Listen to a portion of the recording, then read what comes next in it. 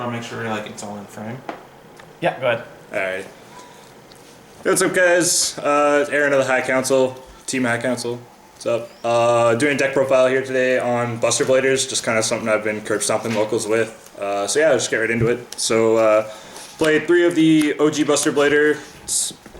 Like, I shouldn't have to explain this. Like, the only reason that this guy trumps the retrained Buster Blader is that he counts as Buster Blader in the hand. If this guy counts as Buster Blader in the hand, I'd probably start on this at 3, just because having the names is really important. So yeah, 3 of OG Buster Blader, and then 3 of the Destruction Swordsman, the retrain. He's pretty interesting in this format. I didn't like him at first, but when ABC started taking over the locals and I could attack into like an A and equip it to him and then have him immune by monster effects, which is like ridiculous. Then he can also send the equip card, one of his equip cards, to the graveyard to destroy the same type of monster in the field. So all of the same type of monster your opponent controls. So equip a machine, destroy all the machines in the ABC matchup, pretty sweet. Buster Whelp, 3 of. His main combo starter. He searches any Destruction Sword card, like even the retrain. He's ridiculous. He can recur himself by discarding a Destruction Sword spell as long as you control a Buster Blader, or not the same turn you use that effect, you can tribute him, special summon a Buster Blader from your hand or graveyard. He literally just starts all your plays. He's like, seeing this turn 1 is super important. Normal summoning, obviously better than special summoning, but special summoning is just as good. Next off, the 3 Buster, Dragon Buster, the Destruction Sword. So this guy, basically every Destruction Whelp that isn't your main searcher guy, they have equip effects. So this guy is the Domain of the Monarchs. Sorry, locks your opponent out of the extra deck. Also, he can equip from the hand and special summon himself to the field. Just pretty great for like getting synchro plays going off. So yeah, and it's like you can equip all your opponent's turn with Buster Dragon. It's ridiculous. I play a 1 of Wizard Buster. He's the Abyss Dweller, and while he's equipped, you can send him to the graveyard to add a Destruction Sword from your graveyard to your hand. Pretty good. Just kind of saves you from some things. Abyss Dweller's effect is good, obviously. And then to round off the summonable monsters, I play Sage with Eyes of Blue at 3. He searches level 1 Light Tuners. Your main Whelp is a level 1 Light Tuner. Fits the picture. And then to round off the monsters, I play 2 of Maxi, because if you're not playing 2 Maxi right now, you're probably not winning. So that's 18 monsters, I think, total. Going after the spells, 3 Emblem of the Dragon Destroyer. It's pretty standard. Searches a Buster Blader or adds it from the graveyard back. Like, it's like a Rhoda that's still live after you've gotten all your targets out of the deck, so this is pretty sweet. 2 of the fucking busted ass Destruction Fusion. So Destruction Swords and Fusion, you can use monsters on either side of the field to fusion summon, and one of the main abilities of your boss monster, Buster Dragon, allows you to change the monsters your opponent controls to dragons, kind of making it, not only is it like a combo piece for you, but it kind of also seconds his removal, and then anytime this is in the graveyard, you can discard a card to add it back to your hand on your turn, obviously. And I play a 1 of Karma, the Destruction Swordsman. Target up to 3 monsters of the same type in your opponent's graveyard, banish them, and then Buster Blader monster you control gains attack. You discard a card to add it back. This is kind of debatable, I'm just testing it out. I'd probably cut it for a 3rd copy of the Fusion. Next off, 2 Pot of Desires, pretty standard. Shouldn't have to explain Pot of Desires. 1 of 1-for-1 and Soul Charge. 1-for-1 allows you to get into your level 1s really fast. Any of your level 1s are good to summon aside from like Sage. This can also put the retrain into the graveyard, allowing them to count as Buster Bladers. He only counts as Buster Blader on the field or in the graveyard. So discard him for 1-for-1, special summon the Whelp from the deck, tribute the Whelp, special summon the discarded monster. Go nuts. Soul Charge, Sack Charge, shouldn't have to explain it. 2 Mausoleum of White. For the Sage, you get an additional normal summon, so you open Sage Mausoleum. It does make your first turn really strong if you open Sage and the Mausoleum. It allows you to search the Buster Whelp, the Searcher, and then normal summon him and just go off from there. Plus, like, you keep a tuner on the field with Sage, so your synchro plays are just like crazy.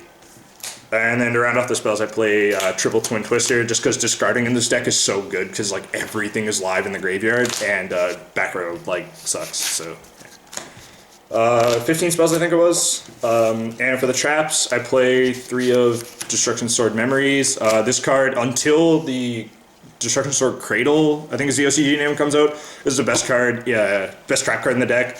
Just discard a Destruction Sword card, special Buster Blader from your deck, literally like crazy. And then if that Buster Blader monster like it just like goes to the graveyard, I don't know, it gets Kaiju or whatever, you can banish this from the graveyard and materials listed on a Buster Blader, or I think it only actually summons the one guy. Yeah, it summons just the one fusion monster from the extra deck, but you banish a dragon in your Buster Blader from the graveyard.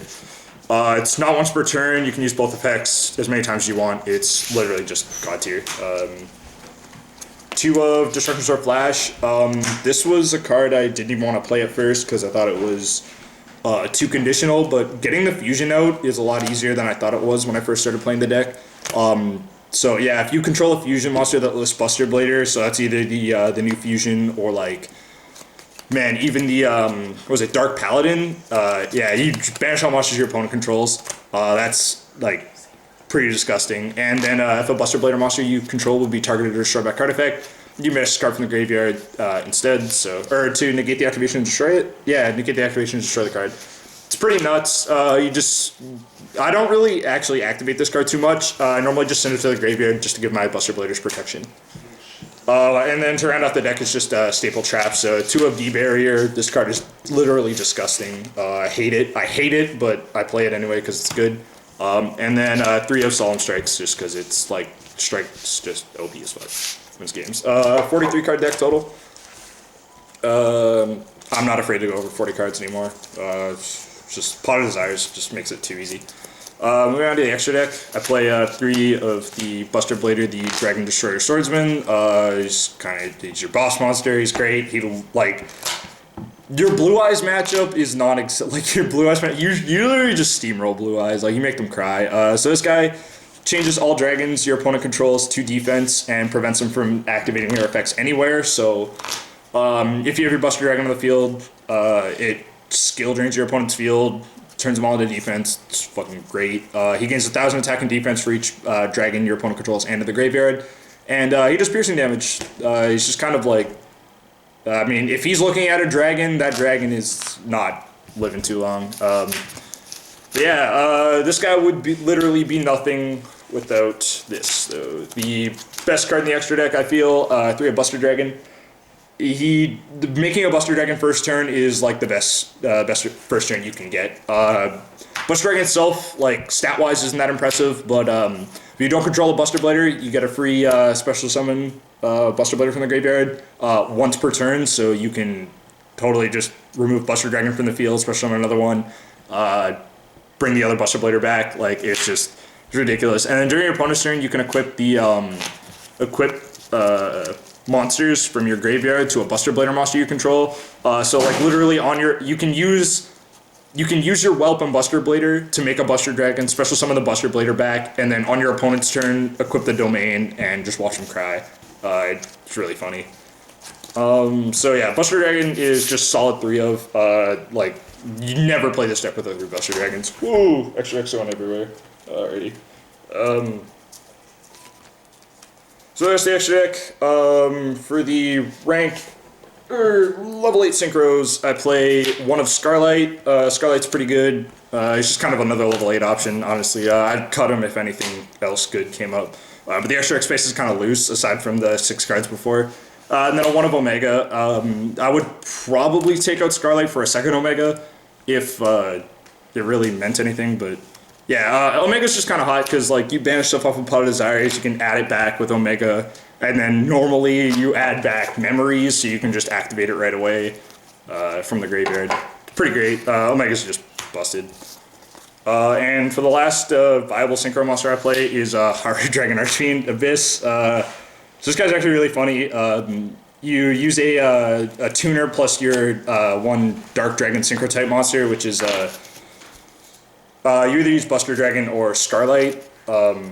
Either one works. You target a card on the field and negate its effects once per turn during the player's turn, which is pretty crazy. It's like they activate Raigeki, you go nope. They activate like, I don't know, you're just like, there's something on the field you don't like, it's just not a problem for the turn. Plus, when he deals battle damage to your opponent, you special summon a tuner from your graveyard, so you just special summon one of your tuners and then just keep going off. Like, this guy's ridiculous. And then the rest of it, oh yeah, I play 2 rank 8s that I actually make. So I play Hope Harbinger, this literally the best rank 8, it's like no reason not to play it, and Heliopolis. Playing Blue Eyes made me really like this card.